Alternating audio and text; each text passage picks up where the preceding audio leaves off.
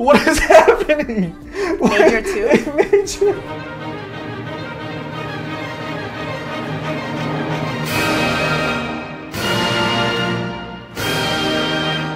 You are now reacting to the 5-member girl group Red Velvet and their title track, Woo! Woo! Chill Kill, off of their 2023 album of the same name. The member Wendy said that they tried their best to express the 2 key words of this album, hope and tragedy.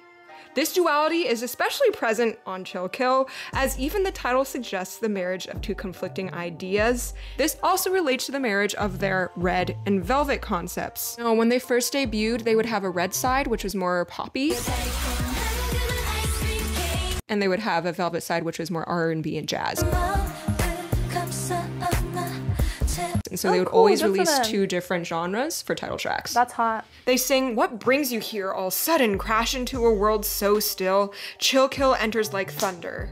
The song is composed by Ellen Berg, Cassiopeia, Kenzie, and Moonshine. This video is brought to you by you, our YouTube members and supporters on Patreon. Patreon and YouTube memberships are how viewers like you can support us and also gain access to exclusive content, like extra reactions to both old and new K-pop songs, early access to every React to the K video, and a weekly podcast. Oh my gosh. The main reason I really like this song is the chordal movement. There's like a lot of like side step movement in the bass, and I think it's a really unique chord progression. We also started a new series where we'll be ranking every song in an artist's discography every month. I'm surprised it's not God tier for you. I was pretty sure he was like amazing for you. It is, but I'm being sparing with God tiers. If you want to become a patron or YouTube member to help our channel grow and to access over 1,000 exclusive videos, check out the description of this video for how to join. Thank you to all of you who already support us. We really couldn't do this without you. And now back to the video. This just like based on the aesthetics, it looks like this album is gonna go for a more velvet I feel like, sound, well, maybe. At least I feel like it could also be this sort of just like the creepy but not super velvety. I think of like Russian Roulette and Peekaboo. Both that sound red, very red. I mean, like Peekaboo's very overtly creepy. Like Russian Roulette is like pastels and bright, but also lots of attempted murder. How do you think they're gonna carry that out musically in this song? I feel like the top line should definitely be contrasting to the arrangement. So like the top line is happy while the track is sad?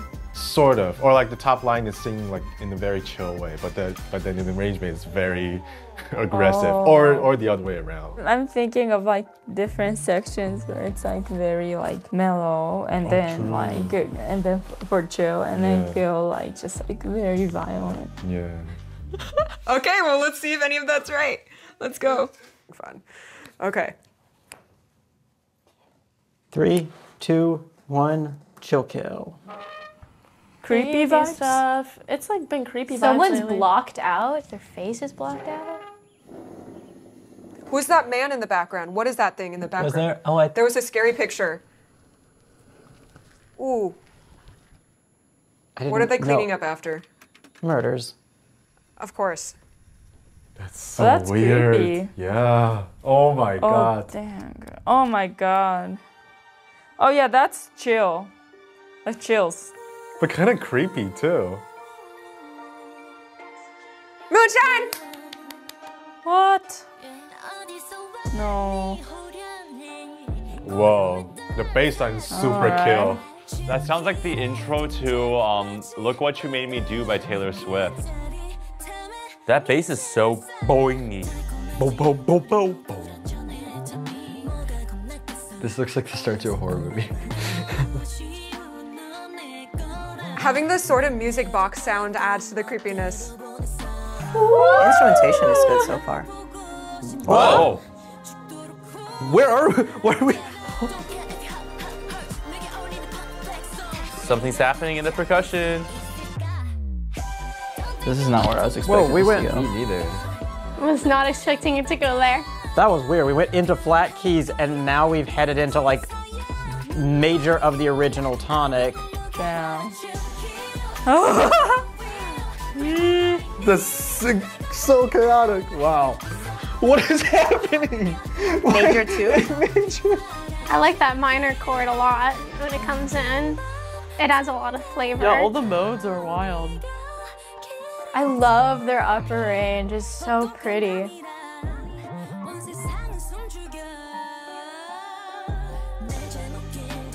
Oh, boom. To like stop the instrumentation, also good. Yeah, I also like the hard cuts off. I like how it like comes in and then nopes out. There's something about nasally vocals in rap lines. I don't know why it's so captivating. Man, this part is cool. Yeah.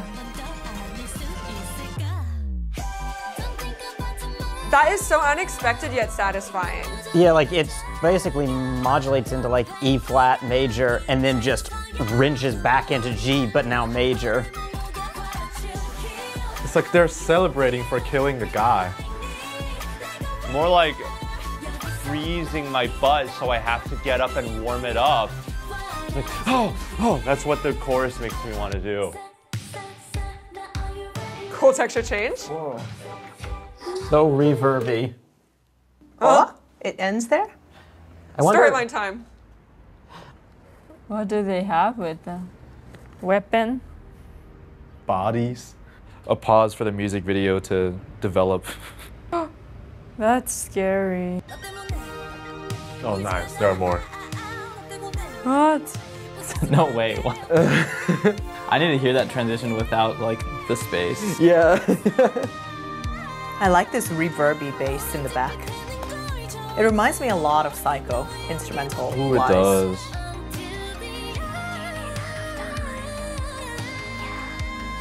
That was beautiful. Yeah.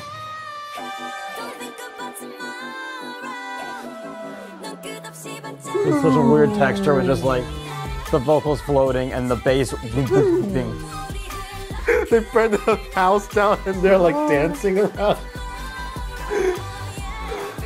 Uh-oh, they're screwed. Uh-oh.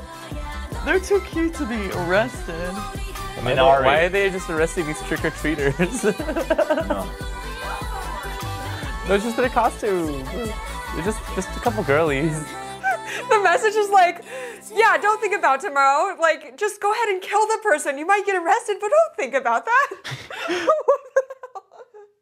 If I was a cop, I'd be pretty inspired.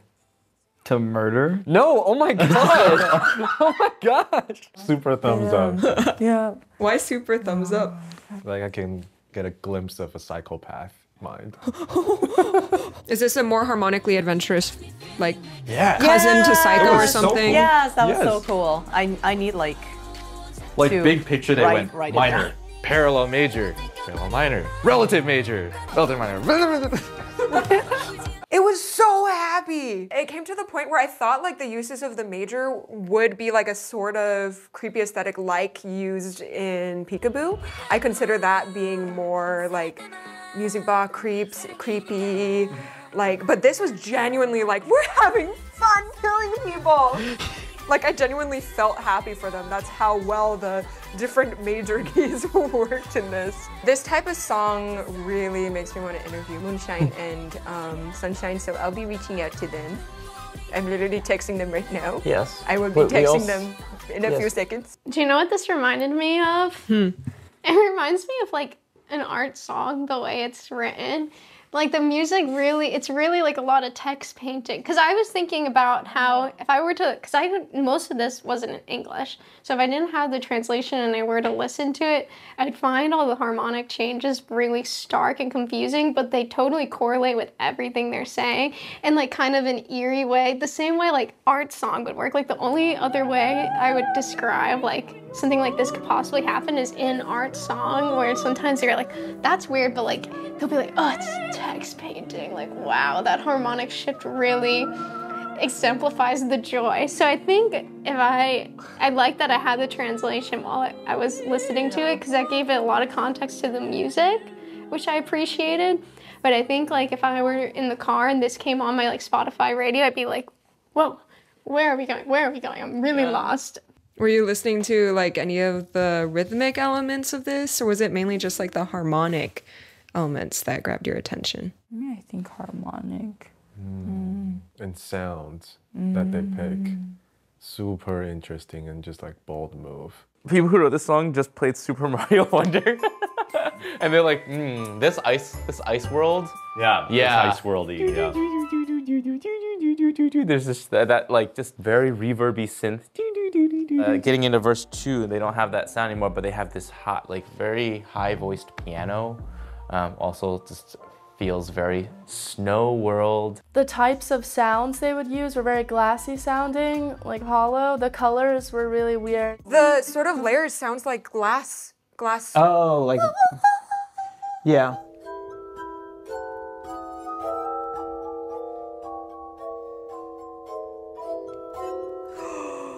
The textures are fantastic in this. It isn't Yeah. like, I feel like a lot of Moonshine sound does sound like they create their own synth sounds, but a lot of this feels like they take something organic and then make it and Yeah. shift it Yeah. into something else.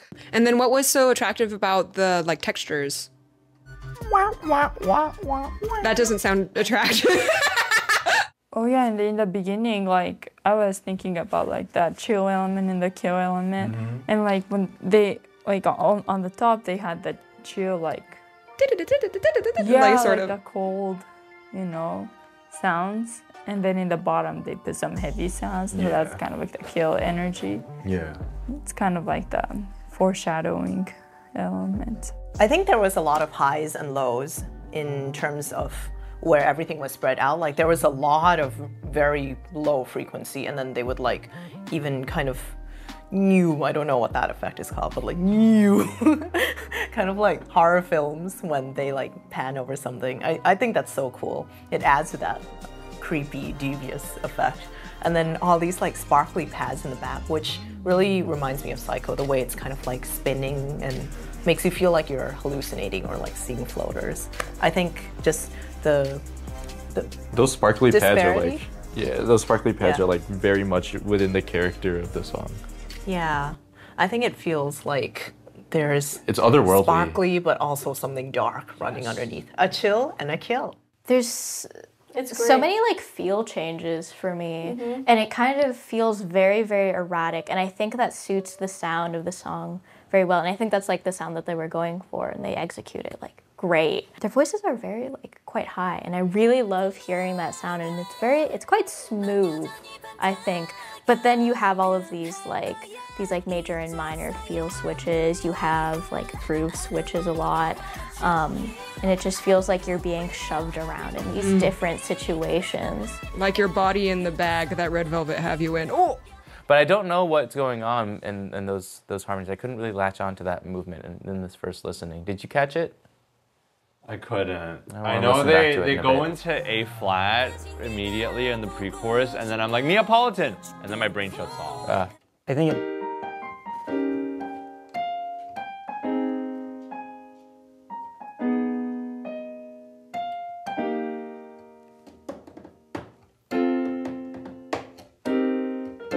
and then something like that. So it's we've been in G minor, just going to E flat. That's just 6. Nice. I mean, I don't think it had happened so far, but it's a very like standard G minor chord. And then that has the 7th, which would not be in G minor, but immediately makes it tonicizing A flat, which is where it goes. So now it's basically done like 5/7 of Neapolitan, or alternately 5/7 of flat 2, flat 2. I think technically this chord, the A flat major, is technically the flat 2, the Neapolitan, but it's already sounds like a E flat minor at that point. Very much feels like just 4 minor 4, 1, which is a standard, I mean, modal mixture for major, but a very standard maneuver that just solidly says we're going into E flat. Like this is doing normal E flat things. I'm not sure exactly what the chord, if it was just planing up. I feel like that was roughly it, but I think I'm missing some nuance in there. It's kind of cool how it descended and just got darker and darker and darker, and then it started ascending and it got brighter and brighter and brighter. Yeah, but yeah. Like we've heard that sort of progression a lot, but it's a little bit disorienting because it's not happening in the original tonic. Like right out of feeling like you were in it's a little bit weird to then suddenly have. Could you guys tell our audience like why the rhythms chosen were so hype? Because I don't know, there's something about that pre-chorus rap that got me like, yeah, yeah. Kind of like I guess like a drum line or like rudimental marching band thing. Like, What does it sound like on your practice pad? Yeah, you're right. oh, and then it stops right there. Well, that's how. Yeah, so that's how they build up the tension. It's Yeah, just, like, with filling more it in. notes. They just start with something that's like I guess kind of newer. a driving Yeah. sort of rhythm that's pretty empty, and then they fill in the grid, and then that just rhythmic tension almost, and then they just take it all away after building all that up for a single beat, and then like the drop, yeah. Yeah, that synth drop is pretty sick too. Nice. Well, the vocals are generally setting like that sort of range, and then the instrumental's like very highs and then bassy, but this sort of low mid region isn't a lot happening until they hit the what a chill kill, and then it fills in. So like that whole the first part of the chorus just kind of feels a little bit suspended, like it's kind of there's a gap in the middle. And then once you hit the post-chorus, it's like, okay, here's the whole texture. It's like the happiest major too. And then you use like the 2 dominant, and then it's like the happiest major, but with the darkest sound. Yeah. What's that called? Texture, darkest texture. Yeah. What did those sort of harmonic changes add to this experience? I think it felt very back and forth emotionally between like, am I happy, am I sad, am I both, am I up and down? I'm never like really resolving. And it's like 2 different types of happy too.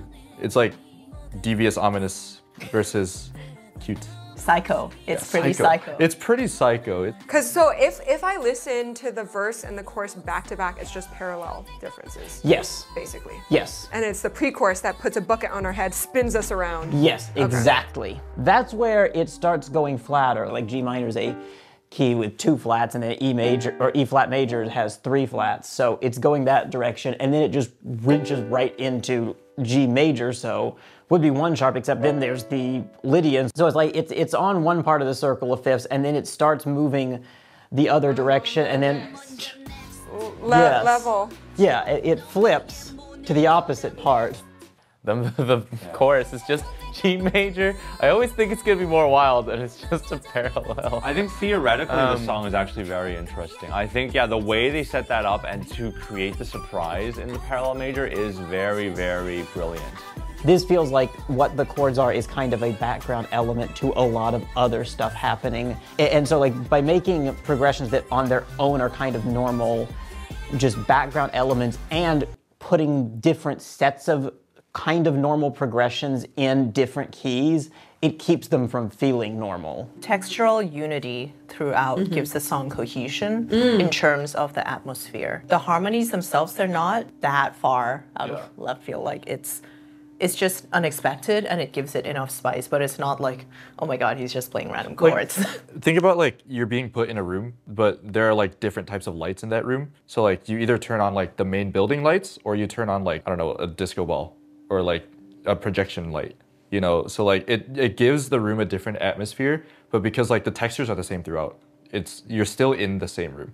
You've never left whatever realm that you were put in, but because it's so like otherworldly, you don't know exactly what's around you, but the different lights support like where you think you are. I never think this will work. Like a lot of people have blended like several genres into one song, but it just turned out to be like weird. But then this one, because like every single element has its own purpose, and it has like its own characteristics. Because that thing represents, like the major represents more chill, but then it comes with a very heavy bass, and then that's kill. So yeah, it's a great combination that they use. Do you feel like this song was a good representation of chill and kill? There's kind of the beat's pretty chill. The key modulation is not chill at all. It is kill. If I were playing this myself, like on French horn, I think I would like kill someone. Yeah, at first. To kill the composer? Yeah, potentially. Okay, so you guys were expecting a different sound after the boom, boom, right? Or Yeah. Or maybe at least a longer like section. I think it was too short. Well, because if I were them, I would have they had that like arpeggiation, like stacking harmony, I guess, kind of thing going on. I would think that would go for like at least another measure or another 2 measures, and then lead to like a climax before coming back from there. But I think if I had to guess, they knew that they didn't want that to be the climax. They wanted the end to maybe be kind of the climax. We do not fade out. Yeah. I want to. Yeah, it's a bit reverby, but not so much. Like they're not turning down the dry on the reverb. Wet for reverb. Wet is how much of the reverberated signal is coming through. Dry is how much of the original signal is coming through. So if you have something that's just like you're turning up a bit of wet, it's gonna sound more reverby, but it still might sound like you're pretty close to it, although it will sound farther apart as you pull up the wet. But if you really like pull down the dry and it's just the wet, then it gives that sound like you're in the next room or something where all you're hearing is the reverberated sound and you're basically not hearing the original sound directly. Ooh, pretty. That's so pretty. I love her voice the most. Yeah, I think I like her voice. Yeah, her voice is sulky. Okay. Her voice is really pretty. And they all have pretty voices, but I do think they're all a little bit different, but they all sit like if they're like all red but different shades of red. Oh, I like that. You know? I love the vocal harmony.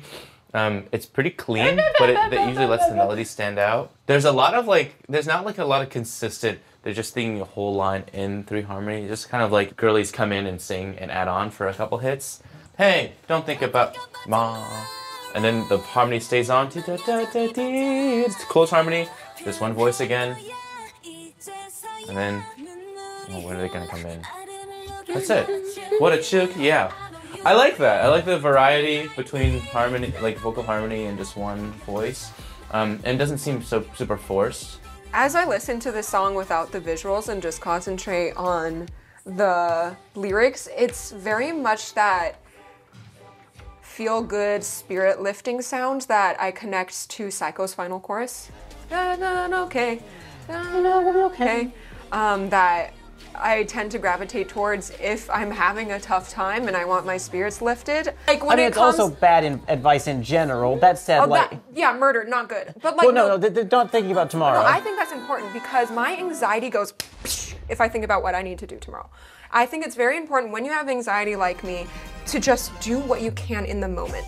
Don't think about tomorrow. Maybe it doesn't work for everybody, but for me, if I think about tomorrow when I'm really anxious, it just numbs me and I can't get anything done. Instead, I don't think about tomorrow, I think about right now, what I can do at this very second, and just concentrate on that. Thank you for this background soundtrack. It's such a funny story because when the Red Velvet team listened back to the melodies, they were talking Korean for like forever, and we were like, so we is were it all not just good? sitting there waiting. Or yeah. What was the date? Going back, what was the date? My poor editor. Oh, so sorry. We went back to the date. I heard the moonshine. You heard the moonshine? I'm starting over.